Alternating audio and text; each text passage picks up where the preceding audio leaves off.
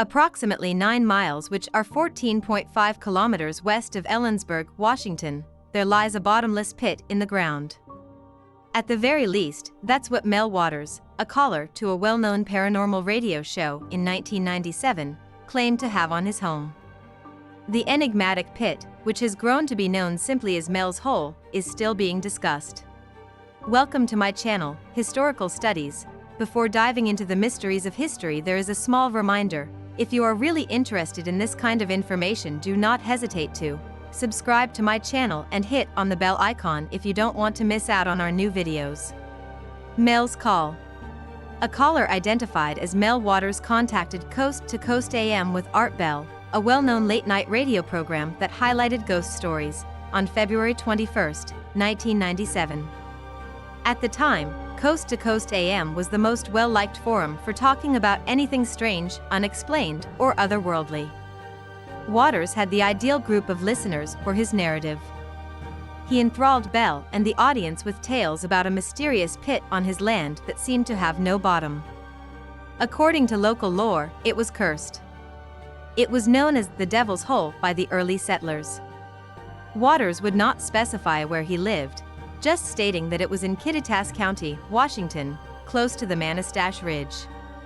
His stories got much crazier in two follow-up conversations, in April 2000 and January 2002.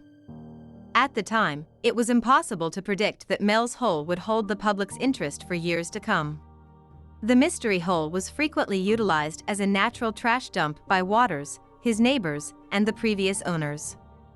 For years, they threw furniture, construction refuse, and domestic waste into it, but it never got full. Waters eventually developed an interest in the size of the hole.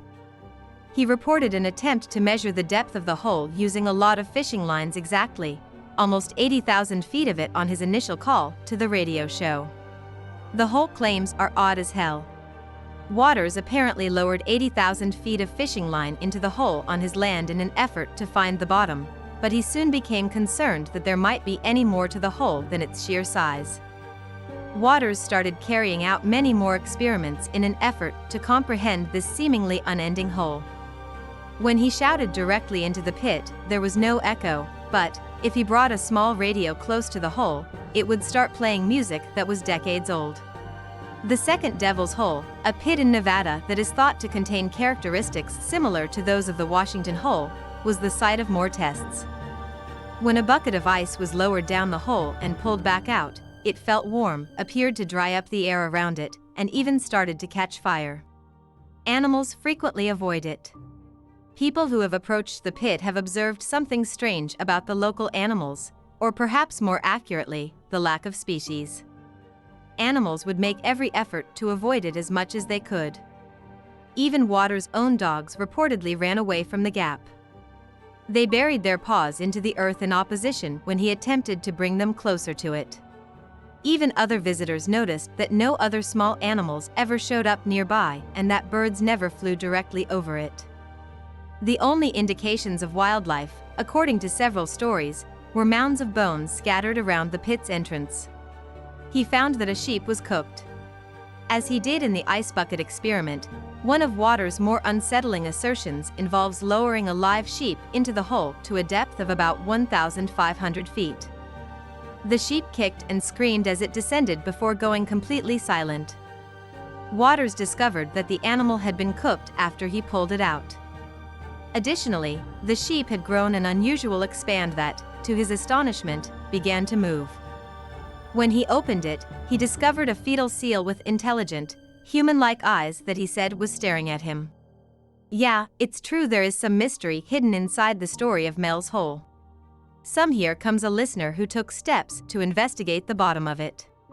Geologist Jack Powell was one of the listeners to Coast AM who was intrigued by the tale of Mel's Hole.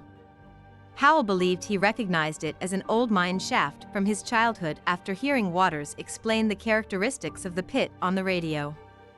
Powell, however, recognized that the narrative was far stranger than he had imagined when Waters admitted that he had lowered at least 80,000 feet of fishing line into the hole in order to measure its depth. Howell's geological knowledge indicates that this can only mean that Waters concocted a fantastic fraud or that a limited geographic anomaly is one of the numerous mysteries surrounding Mels Hole. There are many discussions regarding Mels Hole today. Since Mels' calls to the radio show all those years ago, the discussion of his bottomless pits has stayed surprisingly consistent. Many chat groups, including Above Top Secret, discussed the urban legend in 2005. More individuals began discussing the legend in the Sheffield Forum in 2007. The Daily Record polled Facebook users in 2012 about whether they thought Mels Hole was real or not. In 2018, some Reddit users provided coordinates of potential places and attempted to organize a team to find them. It was mentioned in a grunge post in November 2022 and a podcast called Astounding Legends in May 2022. This urban legend might go on forever, much like Mels Hole. Of course, these are all just conjectures. Whether Mels Hole actually exists is unknown. This was all about the enigmatic Mels Hole, which captivated the interest of both locals and out-of-town guests. That brings us to the end of this video. Thanks for being to the end of the video. Don't forget to like, share, subscribe, and tell us what you think about this video below in the comment section.